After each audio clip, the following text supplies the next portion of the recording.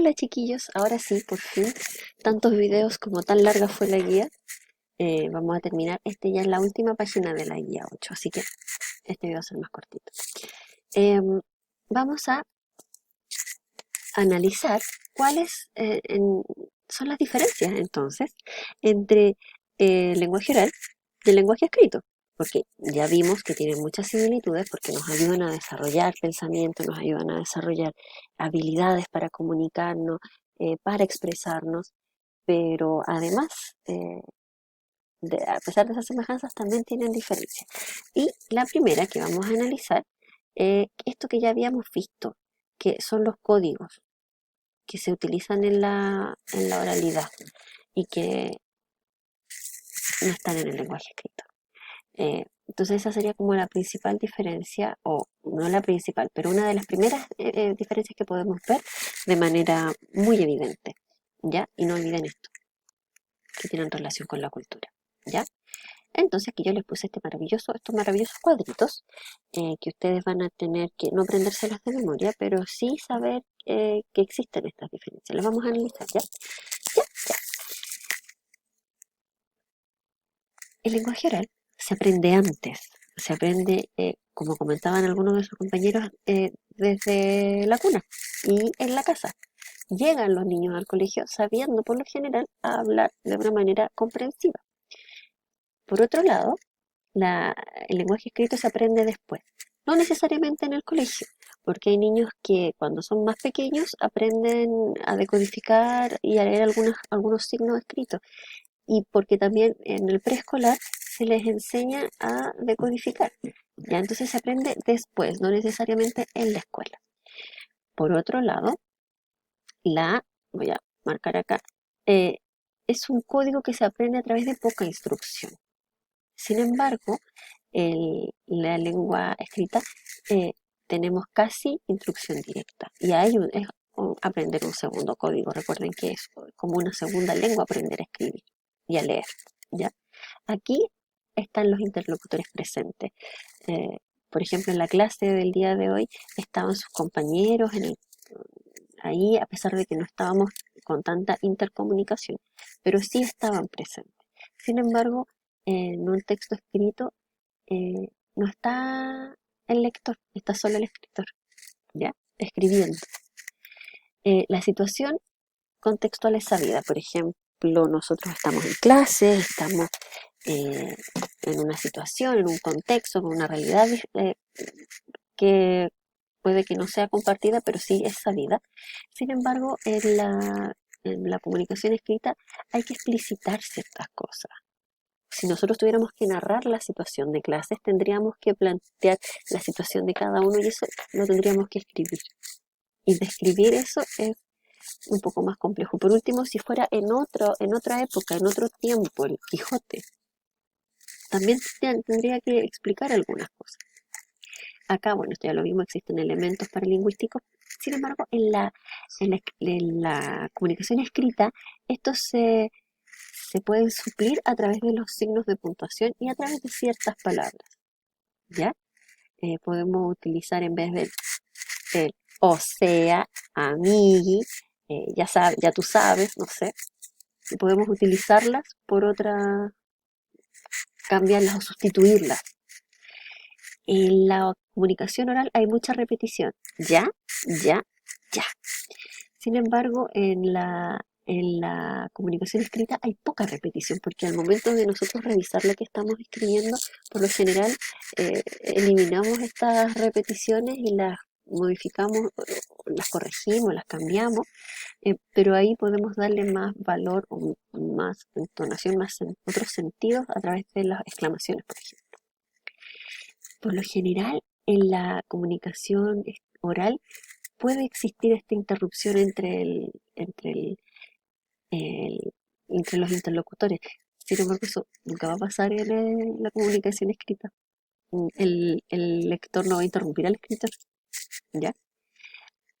Acá se utiliza menos sintaxis, pero hay más morfología y semántica.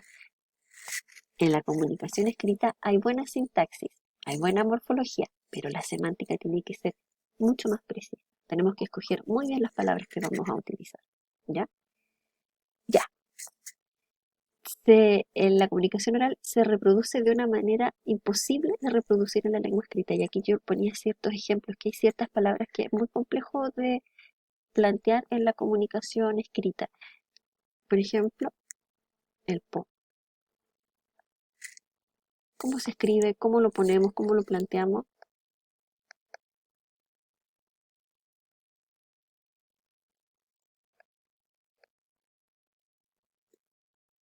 ¿Ya? Otro detalle importante. Casi todas las lenguas tienen oralidad, pero no todas las lenguas tienen código escrito. No todas las lenguas tienen escritura. Y eso no significa que las lenguas con oralidad y escritura sean superiores. Es la escritura, la existencia de una gramática, de una ortografía, de una escritura, de cómo se escriben, de un código escrito, no las hace mejores que las lenguas orales. ¿Ya? Además, es importante que pensemos en, les puse ese ejemplo a sus compañeros en clase, de que, por ejemplo, en la cultura mapuche, en la lengua mapuche, que no tiene necesariamente escritura, porque en los últimos años se han desarrollado las gramáticas de estas lenguas orales, sobre todo nuestras lenguas indígenas, y cada lengua oral, cada lengua representa a una cultura. Por lo tanto, en la lengua mapuche, o en mapudungún, hay la palabra machi tiene un significado que es mucho más allá del significado solito de la palabra. Hay todo un contexto, hay toda una fuerza, hay toda una relación de la palabra que no puede ser traducida en ninguna otra lengua. Solo las palabras mapuches sirven para hablar sobre cosas mapuches. Solo la lengua aymara y las palabras aymaras sirven para hablar de cosas aymaras. Y así en cada una de las lenguas. También el castellano, que tiene lectura, o sea, que también tiene escritura. Exactamente lo mismo.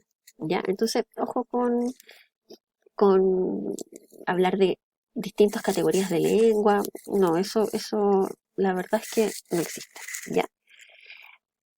Y por último, eh, el carácter temporal de la lengua escrita, perdón, de la lengua oral. ¿Por qué? Porque nosotros tenemos, por ejemplo, yo ahora estoy hablando y se me van ocurriendo cosas y digo unas, elimino otras y digo al mismo tiempo digo, oh, ¿por qué no dije esto? Y vuelvo a reforzar la idea con otra cosa.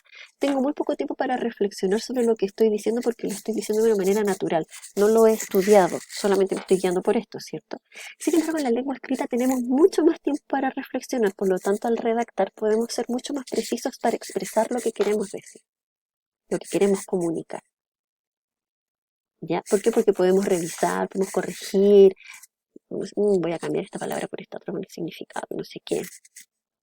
Pero mientras estamos hablando de manera directa, como lo estoy haciendo yo, que hablo solita, me queda menos tiempo para reflexionar, por lo tanto a veces puedo decir las cosas atropelladas, las puedo decir un poco rápidas, las puedo decir mal, las puedo hasta pronunciar mal, ¿ya? Y es por esta cuestión de la inmediatez, ¿ya? Ya, díganme que ya, po. Por otro lado, también tenemos las semejanzas y las diferencias. Evidentemente tienen características que las acabamos de comparar un poco, ¿no? En este cuadro de acá, aquí vamos a la semejanza. Por ejemplo, ambas son modalidades lingüísticas que requieren de un proceso largo, de estudio además, ¿cierto? No se adquieren de la noche a la mañana y permiten desarrollar otros aprendizajes, tanto en las lenguas orales, por ejemplo, a través de la transmisión de cultura de manera oral, como a través de la escritura, a través de la transmisión de historias, de la historia, ¿cierto?